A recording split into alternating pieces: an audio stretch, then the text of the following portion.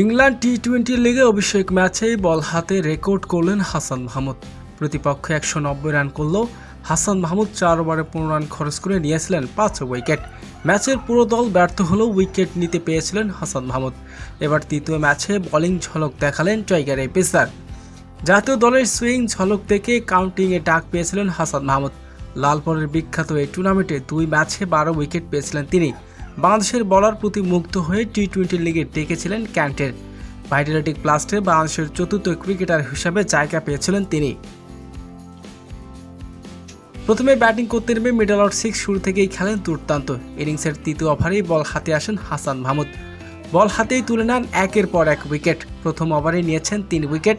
প্রথম ওভারেই হ্যাট্রিক করেন হাসান মাহমুদ। 3 উইকেট হারে চাপা পড়ে যায় প্রতিপক্ষ।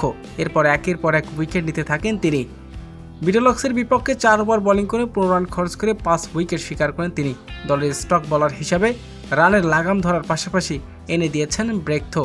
শেষ পর্যন্ত ম্যাচটি জিতে যায় তার দল।